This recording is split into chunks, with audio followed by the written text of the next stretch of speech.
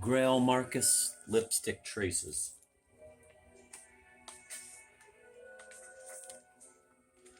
Prologue. From inside a London tea room, two well-dressed women look with mild disdain at a figure in the rain outside. It's that shabby old man with the tin whistle, says one. A battered fedora pulled down over his eyes, the man is trying to make himself heard. I am a Antichrist.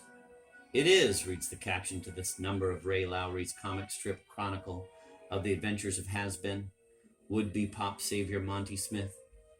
17 long years since Monty was spotted in the gutter outside Malcolm McGregor's sex and drugs shop. Years long enough, but as I write, Johnny Rotten's first moments in anarchy in the UK, a rolling earthquake of a laugh, a buried shout, then hoary words somehow stripped of all claptrap and set down in the city streets. I am an Antichrist. Remain as powerful as anything I know. Listening to the record today, listening to the way Johnny Rotten tears at the lines and then hurls the pieces at the world, recalling the all-consuming smile he produced as he sang. My back stiffens. I pull away even as my scalp begins to sweat. When you listen to the Sex Pistols, to Anarchy in the UK, and Bodies and tracks like that, Pete Townsend of The Who once said, what immediately strikes you is that this is actually happening. This is a bloke with a brain on his shoulders who is actually saying something he sincerely believes is happening in the world, saying it with real venom and real passion. It touches you and it scares you. It makes you feel uncomfortable. It's like somebody saying the Germans are coming and there's no way we're going to stop them. It is just a pop song, a would-be, has-been hit record, a cheap commodity.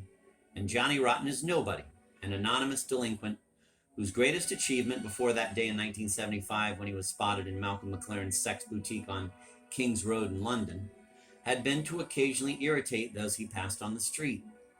It is a joke, and yet the voice that carries it remains something new in rock and roll, which is to say something new in post-war popular culture. A voice that denied all social facts and in that denial affirmed that everything was possible.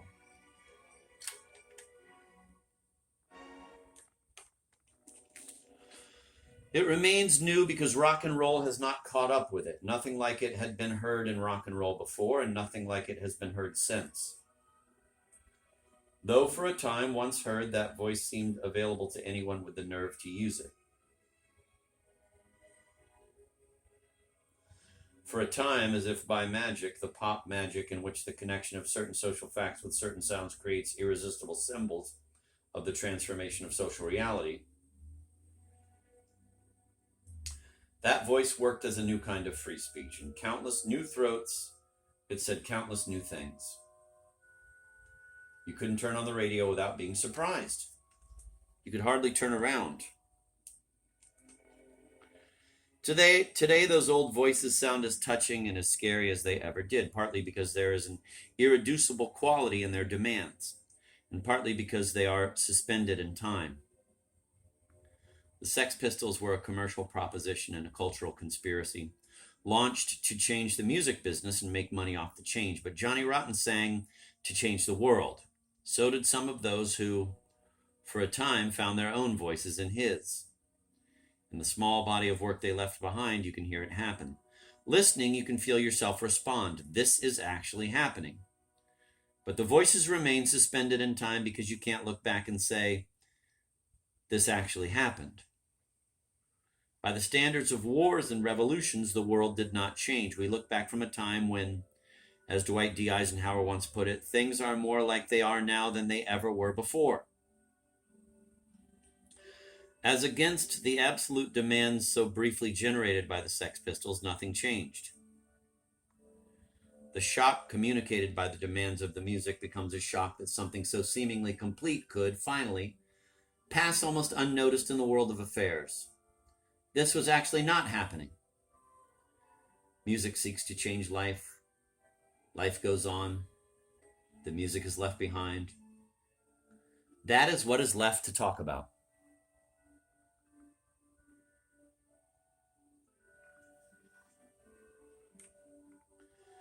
Today, those old voices sound as touching and as scary as they ever did, partly because there is an irreducible quality in their demands. The Sex Pistols made a breach in the pop milieu, and the screen of received cultural assumptions governing what one expected to hear and how one expected to respond.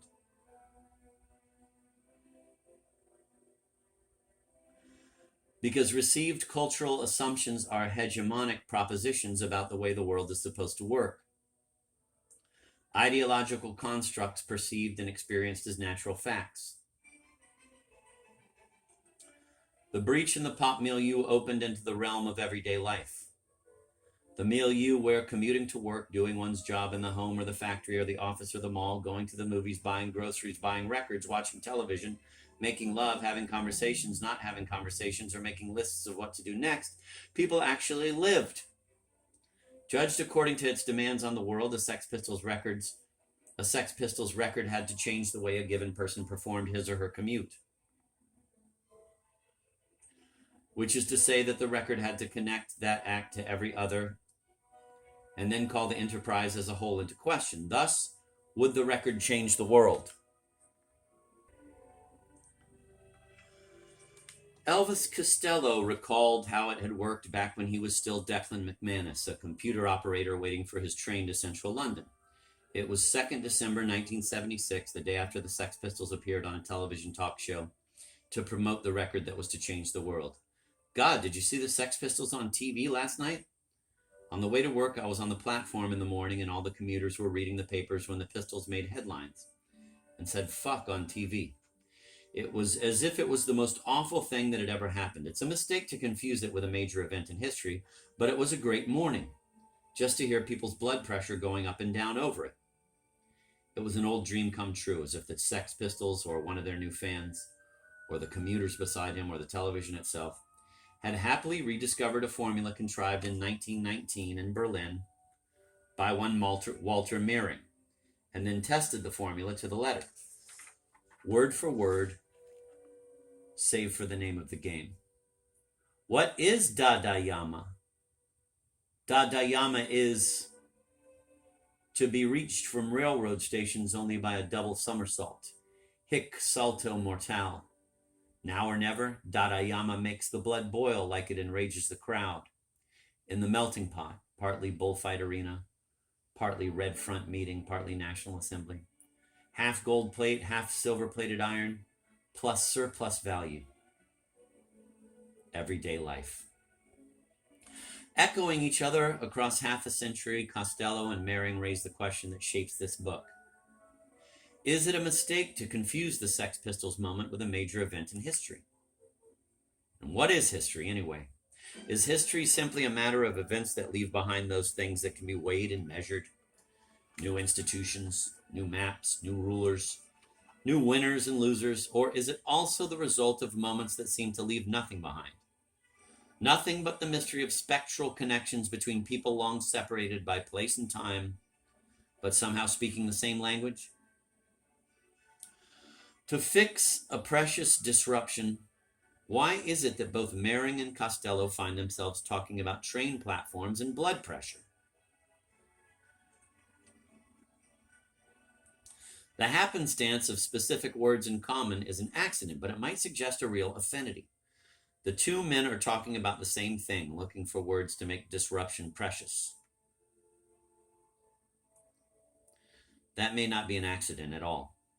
If the language they are speaking, the impulse they are voicing, has its own history, might it not tell a very different story from the one we've been hearing all our lives?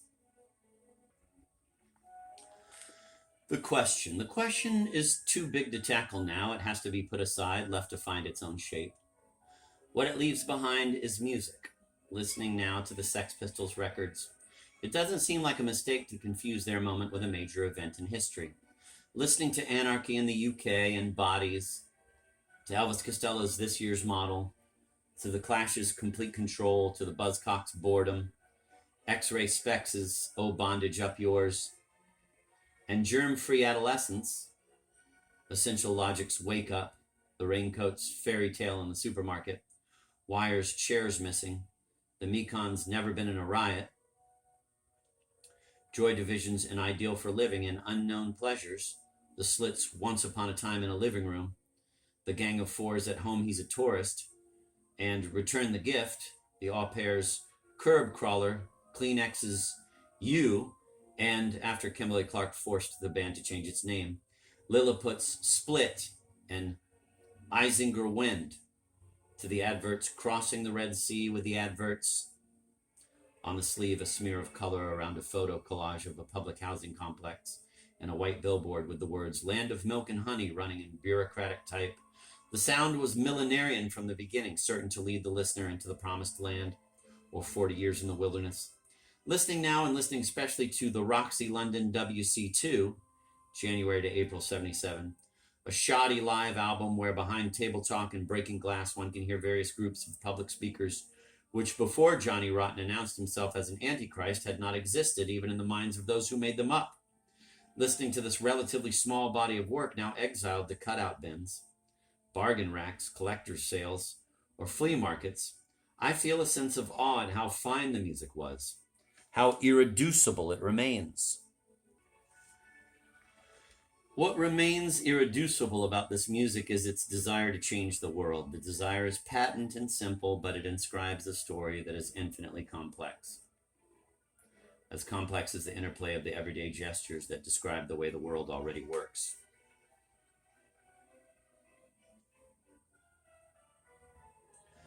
The desire begins with the demand to live not just as an object, but as a subject of history. To live as if something actually depended on one's actions, and that demand opens onto a free street. Damning God and the state, work and leisure, home and family, sex and play, the audience and itself, the music briefly made it possible to experience all those things as if they were not natural facts, but ideological constructs. Things that had been made and therefore could be altered or done away with altogether. It became possible to see those things as bad jokes and for the music to come forth as a better joke. The music came forth as a no that became a yes, then a no again, then again a yes. Nothing is true except our conviction that the world we are asked to accept is false. If nothing was true, everything was possible. In the pop milieu, an arena maintained by society at large both to generate symbols and to diffuse them, in the only milieu where nobody like Johnny Rotten had a chance to be heard, all rules fell away in tones that pop music had never produced. Demands were heard that pop music had never made.